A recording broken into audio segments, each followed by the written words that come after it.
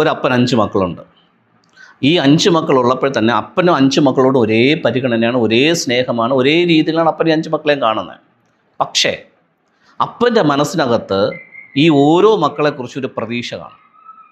ഇതിലൊരു 3 മക്കൾ ഈ പ്രതീക്ഷ കളഞ്ഞിട്ട് അവരവരുടേതായിട്ട് രീതിയിൽ പോയെന്നിരിക്കട്ടെ, 2 പേര് അപ്പൻ്റെ പ്രതീക്ഷയ്ക്ക് കണക്റ്റഡായിട്ട് നിൽക്കുവാണ്.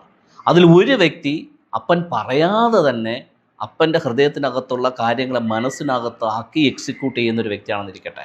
അപ്പൻ എന്ത് ചിന്തിക്കുന്നോ അതതുപോലെ അവൻ എക്സിക്യൂട്ട് ചെയ്ത് കാണിക്കും. ഈവൻ ദോ ഈ 5 മക്കളോട് അപ്പന് കോമൺ ആയിട്ട് സ്നേഹവും വാത്സല്യവും ഒക്കെ ഉണ്ടെങ്കിലും ഇതിൽ ഏറ്റവും കൂടുതൽ അപ്പൻ്റെ ഹൃദയം കണക്റ്റഡ് ആയിരിക്കുന്ന ആരോടായിരിക്കും? റൈറ്റ്. അപ്പോൾ ഫിസിക്കൽ അപ്പൻ്റെ റിലത്തിനകത്ത് ഈ ഏറ്റക്കുറച്ചിലുള്ളത് പോലെ തന്നെയാണ് സ്പിരിച്വൽ കൂട്ടായ്മയ്ക്കകത്ത് വരുമ്പോഴും. സോ ഇവിടെ ഇരിക്കുന്ന എല്ലാവരും എനിക്കൊരുപോലെ ആണെങ്കിലും അപ്പൻ്റെ ഹിതത്തിനകത്ത് ഞാൻ പറയാതെ, അപ്പം പറയാതെ കണക്റ്റഡായിട്ട് നിൽക്കുന്ന വ്യക്തിയോട് നമുക്കൊരു പരിഗണന കൂടുതലുണ്ടാവും. റൈറ്റ്. ദൈവം എല്ലാവരെയും കാണുന്നത് ഒരേപോലെയാണ്. യേശുവിനെ കാണുന്നതും എന്നെ കാണുന്നതും ദൈവത്തെ കാണുന്നതും റസിനെ കാണുന്നതും ഇനിയിപ്പം ദൈവത്തെ അറിയാത്തവർ തന്നെ കാണുന്നതും തീവ്രവാദിയെ കാണുന്നതും യുക്തിവാദിയെ കാണുന്നതും ദൈവത്തിനെല്ലാം ഒരുപോലെ തന്നെയാണ്. ദൈവത്തിൻ്റെ പെർസ്പെക്റ്റീവിൽ അങ്ങനെയാണ്. പക്ഷെ നമ്മുടെ പെർസ്പെക്റ്റീവിലാണ് നമ്മൾ ദൈവത്തിനൊരു ഹയർ പൊസിഷൻ കൊടുത്തിരിക്കുന്നത്. എന്തിനാ? അങ്ങനെ ഇരുന്നാൽ മാത്രമേ നമുക്ക് നമ്മുടെ മനസ്സിനകത്ത് ആ ചില കാര്യങ്ങൾ വർക്കൗട്ട് ആകത്തുള്ളൂ. ആ ദൈവവുമായിട്ട് മച്ച ബന്ധമാണെങ്കിൽ ചിലപ്പോൾ ചില കാര്യങ്ങൾ നമ്മുടെ മൈൻഡിനകത്ത് ചിലപ്പോൾ വർക്കൗട്ട് ആകത്തില്ല. ഓക്കെ. പക്ഷെ ദൈവത്തെ എല്ലാ രീതിയിലും കാണാൻ പഠിക്കണമെന്നാണ്.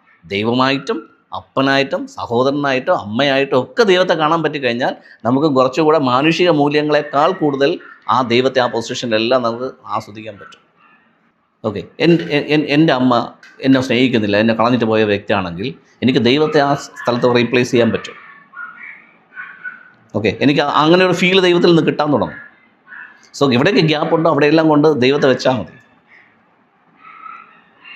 അത് നമ്മൾ വെക്കുന്നതാണ്, ദൈവം വെക്കണമെന്ന് ആവശ്യപ്പെടുന്നതല്ല. അതുകൊണ്ട് ഹോളി സ്പിരിറ്റിനെ കുറിച്ച് പറയുമ്പോൾ, അനോയിൻറ്റിങ്ങിൻ്റെ ഹോളി സ്പിരിറ്റിനെ കുറിച്ച് പറയുമ്പം ഹീ ഈസ് എ കമ്പാനിയൻ എന്ന് പറയുന്നത് അതുകൊണ്ടാണ്. എവിടെ വേണമെങ്കിലും റീപ്ലേസ് ചെയ്യാം. അല്ലേ?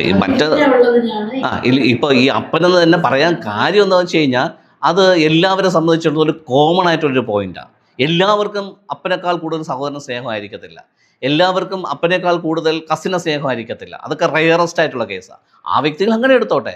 എനിക്ക് അപ്പനല്ല, ദൈവം എനിക്ക് മച്ചയാണ്, എനിക്ക് ബ്രോയാണ്. It's okay. It's okay.